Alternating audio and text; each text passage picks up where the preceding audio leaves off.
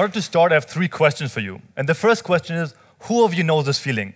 Your heart starts to race, your knees are getting weak, you get this weird feeling in your stomach, your hands start to sweat. Who of you knows this? Raise your hand and say, yep, really loud. Yeah. Okay, perfect. Second question, have you ever been in a situation where you wanted to do something? I don't know, like walk up to a beautiful girl, be in a huge class, raise your hand and ask a question, contradict an authority whatsoever. But then you got this feeling of nervous anxiety, and because of this feeling, you didn't do what you actually wanted to do. Have you experienced this? Raise your hand and say, yep, really loud. Yeah. All right, perfect. So last question, have you ever experienced this, been in a situation, wanted to do something, then you were anxious, scared whatsoever, but you still did it and experienced one of 2 things. Either it was not as scary as you thought, or you did it over and over again, and at one point, you were not nervous at all anymore. Have you experienced this? Raise your hand and say, yep, really loud. Yeah. All right, perfect. Because this is exactly the process I will be talking about. More specifically, my whole talk will evolve around the question on how to become more confident. And more specifically, how to overcome social anxieties, how to stop caring what other people might think about you, and basically, how you can do in your own life what you want to do and not be held back by fear. And even though it's the beginning of my talk, I already have an answer for you. And the answer to all those questions is to lay down on the street for 30 seconds. Yeah, so obviously there's a lot more to it. And over the next few minutes, I will tell you the story, how I actually arrived at this conclusion. And to some big extent, it's my own story. So it involves my own insecurities. It involves therapy and coaching, happiness and content at the end, and of course, laying down on the street for 30 seconds. So this story basically begins as far back as I can remember. And I was always kind of like confident, outgoing. You know, I was playing basketball professionally back in high school, so I had my own apartment when I was 16, so every weekend going to clubs and parties and so on. All my friends also professional basketball players. So in high school, I was hanging out with the cool kids, and others would definitely also describe me as confident and outgoing. But how it felt on the inside was often pretty different. So there were like a handful of situations where I would get really nervous or even insecure. And especially on people who were cooler than me, smarter than me, more successful, and so on, I would get shy and even insecure. And this was because I had this huge fear of rejection, huge fear of not being cool, or being exposed as weak. And this kind of fear led to 2 types of behavior. On the one hand, avoidance. So often avoided situation where I might appear uncool. For example, if I would be invited to a big party and I didn't know anybody, I wouldn't go there because there might pop up a situation where I would stand all by myself for like a minute or 2, talk to nobody, and people would look at me and think, hey, this guy's uncool, nobody talks to him. Or what I would do is drag my friends along, so I always had somebody to talk to the whole event. The second kind of behavior was I was looking for approval. So if there was a cooler guy around, I often tried to behave in a way that he appreciated, so he would approve of me and say, okay, he's cool as well. What this meant was that I often would engage in behaviors I myself didn't think were good or right. But you know, I was in high school, I was a teenager, so confronting the thing would also involve admitting it, so I didn't do it and kind of like dragged along this whole thing, right? After high school, I quit playing basketball because I broke my arm, I couldn't play anymore. And then I started to get into psychotherapy and coaching because I was kind of interested in it. And while I was playing basketball, I learned, if you want to become really good in something, what should you do? You should try to learn from the best. So I applied this lesson that I learned in basketball to psychotherapy and coaching.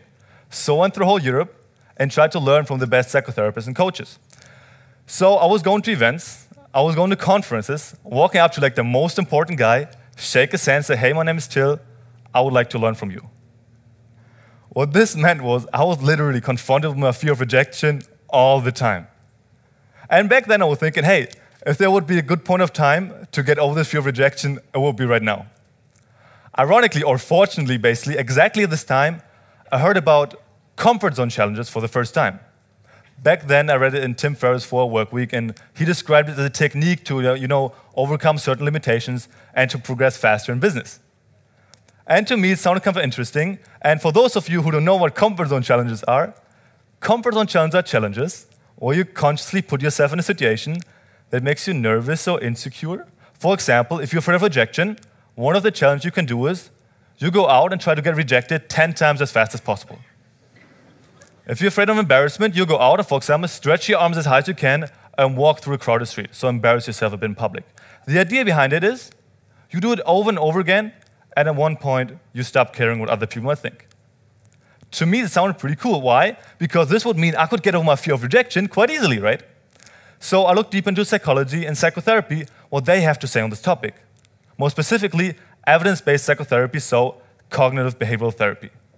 And they had a solution for this since the 1950s. And this solution was called exposure therapy. Why exposure therapy? Because similar to comfort zone challenges, you go out, you expose yourself to the thing that scares you. And they also had an explanation why this whole thing works. Okay? So like in a really oversimplified way, you have an autonomic nervous system that fires a fear response.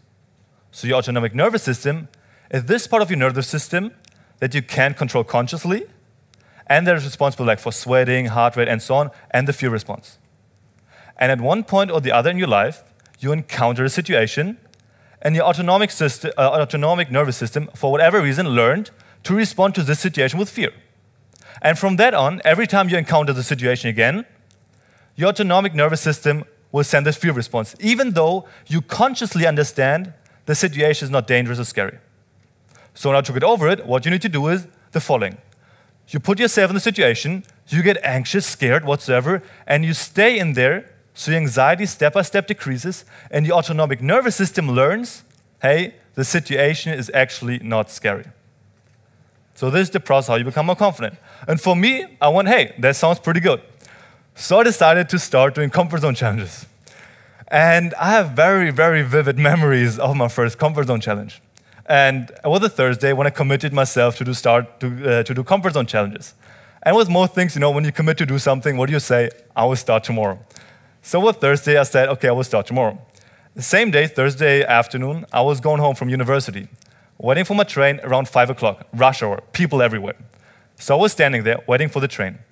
And I was thinking, wow, I'm going to lay down here on the floor for 30 seconds tomorrow. That's a pretty scary thing. And when my train arrived, I was thinking, hey, why should I do today? And the moment I just started pondering with the idea, boom, two things happened. On the one hand, oof, my heart started to race, my hands were getting sweaty, it was kind of hard to swallow. This on the one hand. On the other hand, boom, boom, boom. All those really, really good excuses popped up, like your friend is waiting at home, the floor is dirty, what might the people think, and so on, and so on. So I was standing there, kind of like torn in between. On the one hand, I wanted to do it. On the other hand, the excuses and the fear. So what did I say? I said, my train was going to say, fuck it, I will do it tomorrow.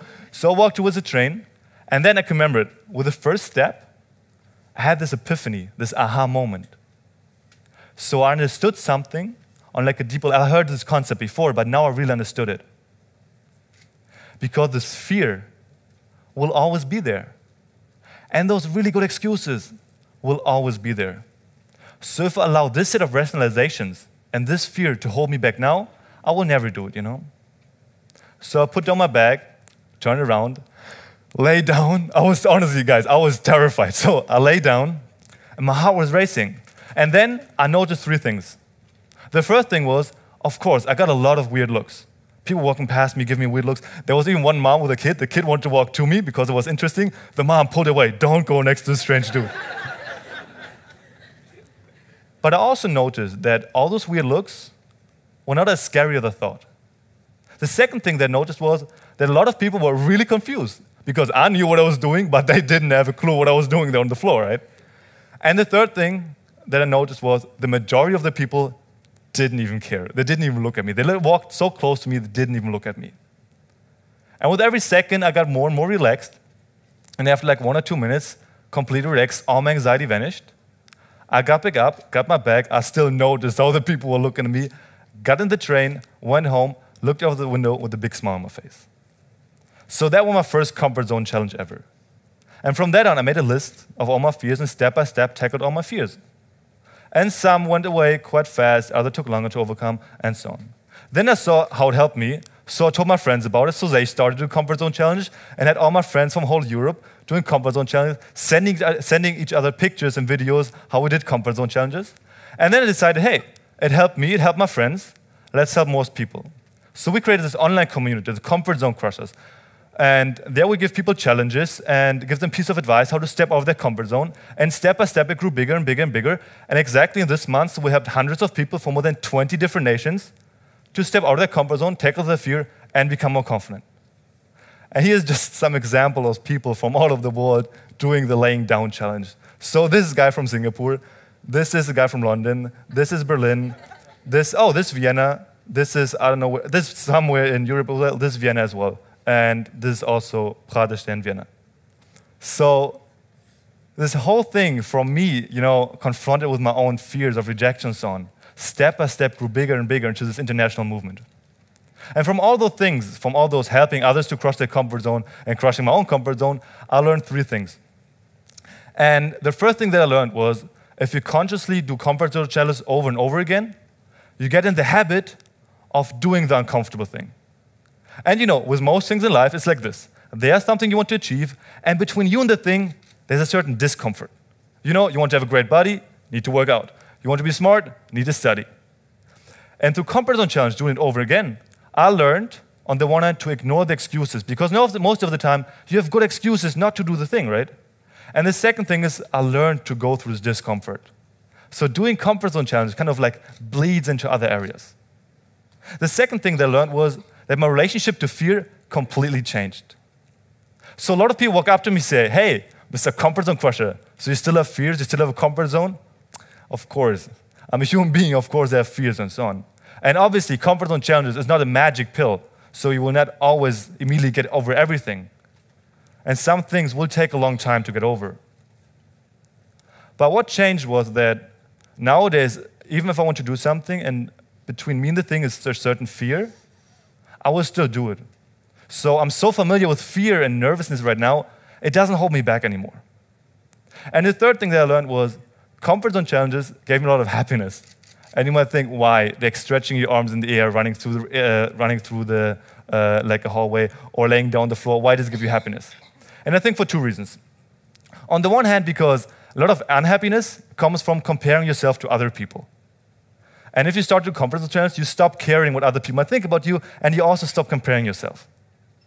And the other thing is, a lot of unhappiness comes from comparing yourself to like a perfect self, And comfort zone challenges, and also because it bleeds into other areas, you start to develop and progress on a daily basis, and step by step, get closer to the perfect version. So pretty often, at the end of the day, I can sit down on my couch, lay back, and say, hey, I'm not perfect yet, but today I made a step closer to this perfect version of myself. And this gives me kind of like happiness and fulfillment.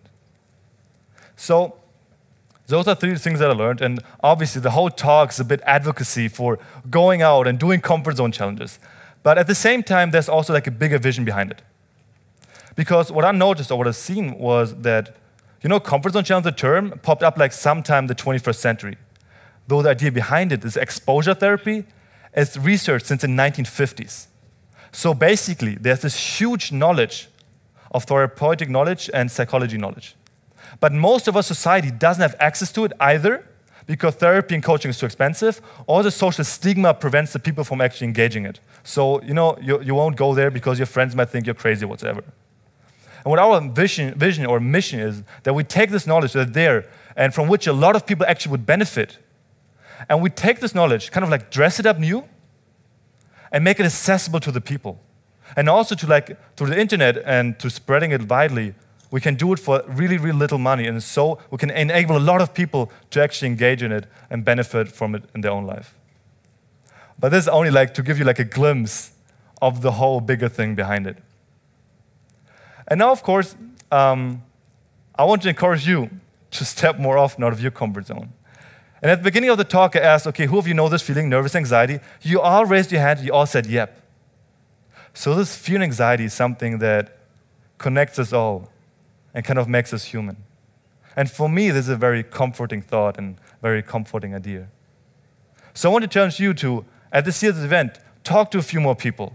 Walk up to your favorite speaker, ask them a question. And those people at home who's watching it, close your laptop. Watch two more TED Talks and then close your laptop. Then go out and, lay down on the street, stretch your arms. Do something that's outside your day-to-day autopilot. Because comfort zone challenges not only help you to become more confident, but it also gives adventure to your life and kind of spice up your life. So now I want to finish my talk with a quote that I always try to live by. And this is a quote famously said by Eleanor Roosevelt. And she once said, do one thing every day that scares you. Thank you.